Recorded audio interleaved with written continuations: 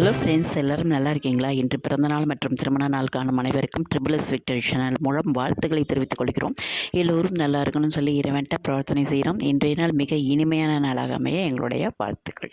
இன்று நம்ம பார்க்க போகிறது என்னென்னாக்க, நம்ம வந்து காயின் வச்சு எல்லாம் பூஜை பண்ணுவாங்க. குபேர பூஜை பண்ணையிலையும் சரி, மகாலட்சுமி பூஜை பண்ணையிலையும் சரி, 5 ரூபா காயின் வச்சு 108 காயின் அல்லது லக்ஷ்மி காயின்ஸ் வச்சுருப்பாங்க. அது வந்து வெள்ளியாக இருக்கட்டும், சாதாரண நம்ம யூஸ் பண்ணுற 5 ரூபா காயினாக இருக்கட்டும், ஏதோ வச்சுருப்பாங்க. வசதியை பொருந்து வெள்ளியில் தான் வச்சுருக்கணும்னு அவசியமெல்லாம் கிடையாது. எதுவும் முடியுதோ அதில் ஒரு பூவை போட்டு கூட, ஒரு பூ கூட இல்லை, மல்லிகைப்பூ போட்டு கூட 108 தடவை அர்ச்சனை பண்ணலாம்.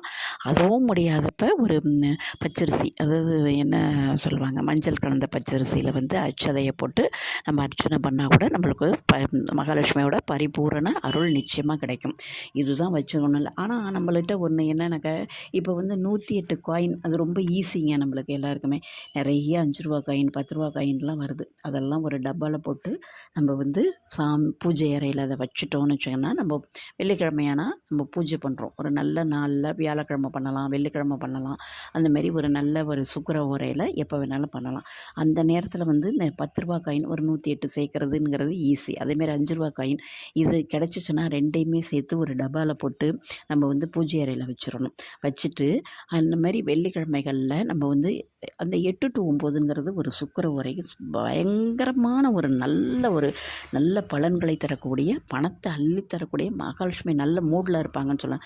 யார்ட்டாச்சும் ஒரு மேனேஜர்கிட்ட பேசணும், ஒருத்தவங்கள்ட்ட போய் ஒரு லோன் கேட்குறோன்னு அவங்களோட மூடை பார்த்து கேளுங்க. அவர் மூடை விட்டால் இருக்கையில் போய் கேட்டிங்க, அது காரியம் சக்ஸஸ் ஆகாதுன்பாங்க. அதுமாரி இந்த 8 to 9ல் மகாலட்சுமி ரொம்ப சந்தோஷமாக நம்ம நல்ல மூடில் இருப்பாங்கன்னு வச்சுக்கோங்க. நல்ல மூடில் இருப்பாங்க, நீங்கள் கேட்டதெல்லாம் கொடுப்பாங்க. அந்த நேரத்தில் இந்த 10 ரூபா காயினோ அல்லது 5 ரூபா காயினோ எடுத்து நீங்கள் வச்சுருந்தீங்கன்னா, அதில் வந்து ஓம் மகாலட்சுமியை போற்றி அப்படின்னு சொல்லி நீங்கள் அவங்களுக்கு பூஜை பண்ணிவிட்டு, அவங்களுக்கு நைவேத்தியமாக நல்லா பால், கல்கண்டு, உலர்ந்த திராட்சை எது முடியுமோ அதை வச்சு நைவேத்தியம் பண்ணிவிட்டு நீங்கள் அந்த 8 to 9 அந்த பூஜையை முடித்ததுக்கு பாருங்கள்.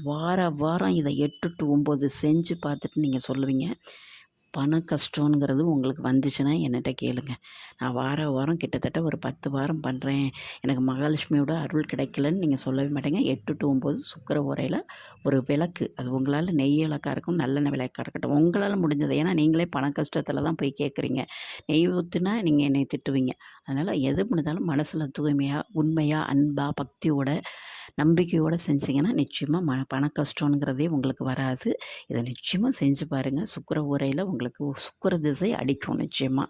அதை நீங்கள் செஞ்சு பார்த்துட்டு எனக்கு சொல்லுவீங்க. இதை பிடிச்சிருந்தால் லைக் பண்ணுங்கள், ஷேர் பண்ணுங்கள், உங்கள் ஃப்ரெண்ட்ஸ், ரிலேஷன் எல்லாருக்குமே நீங்கள் இதை சொல்லலாம். மறக்காமல் எங்களுடைய சேனலை சப்ஸ்கிரைப் பண்ணுங்கள். எங்களுடைய பதிவை பார்த்த அனைவருக்கும் நன்றி.